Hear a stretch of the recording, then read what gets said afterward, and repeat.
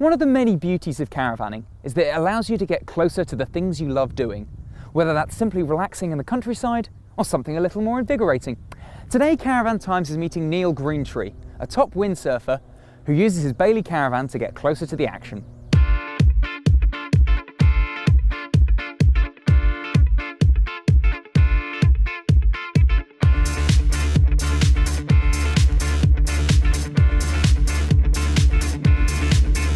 So Neil, tell me, how does a caravan help you when you're out windsurfing on a race like this?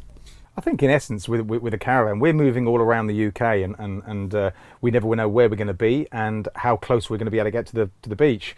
And the beauty of having a caravan is you have everything that you need in this box essentially, and it's comfortable, it's warm, and it's mobile, and that allows us to take exactly what we need to the location where we're racing. And it's so critical for us to be ready on the day, not just physically but mentally, and a good night's sleep, and you're not booking into hotels, you're not then beholding to the way that they operate and their lunch times and all of that, because with this sport you grab food when you can get food. So caravanning is so versatile in that, in as much that you can take your home, unhook it, then and then do whatever you're going to do, and you've always got that base to come back to. And why did you choose this caravan in particular, as a Bailey Pegasus Ancona? This is probably the best van we've ever had, simply because, first of all, the Alu-Tech design for us. We take this caravan onto beaches and into some car parks that don't have tarmac. So the strength of the body for us and the integral strength of the caravan is very important to us, and we wanted that. Also, which we've found since we've had it, is that we also get camera footage of when we're racing, and we want to stand on the top, and I'll take binoculars to watch my racers to see how they can tune their race to win. And the great thing with the Ancona is I can actually stand on the roof and get that great footage. It's so strong, I haven't got to worry about it. As far as layout goes, we want single beds. We're all guys. We bring the wives every so often, and so with this particular layout, even the bunks at the back, we have 3 bunks on top of each other, and the smaller guys can get in there, and that's superb.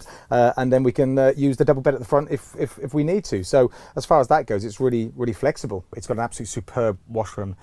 And you can imagine when you've been out on the water, you've got salt water, you want to come in, you want to clean yourself up, you want to then go in the evening feeling clean and tidy. And most of these guys basically live in a van, so they have no washing facilities. That shower is absolutely superb. It's got a shower that feels like your home shower. You can walk into it, walk out of it. You have a mirror, you have a comfortable toilet, and it may seem something quite insignificant to those who don't have a caravan. When you don't have those facilities, to have them as well done as this is very good. So how do you decide who sleeps where? Do you have to toss a coin for who sleeps in the bunk bed? No, who gets there first wins.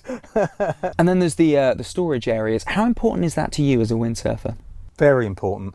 We have wet and salty wetsuits and other equipment which we need to keep and store and dry out, and we can do that in this van. We can hang our wetsuits in the shower room, but during the day we have excellent front lockers, which are wet lockers. We can put our bits and pieces in there, and for the first time with the new body that this caravan has, we don't have to worry about water ingress getting into the walls. We just make it as wet as we want, and the beautiful thing is that there's no wood to rot, so this van doesn't deteriorate with all the environment that it probably spends 50% of its time in, which is near salt water.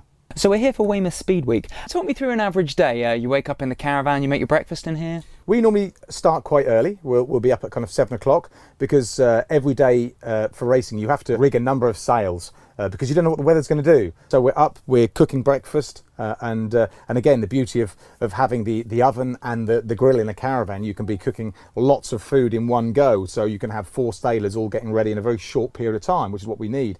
And then really it's out on the water, and the caravan is simply used to get out of the zone of other competitors, because just the same as Formula One, when you have races, you have people trying to mess with each other's minds, and so this is a great space to get into and shut the door, and it gets you away from that environment. Is there quite a team rivalry? What's the atmosphere like here? Talk us through it. The team come here as much for pleasure as they do to compete. Our biggest event of the year is at the end of this week at this location. So for me, it gets our team in the right mindset for that final push, and we have guides in second place. So we're in a position to win the championship this year.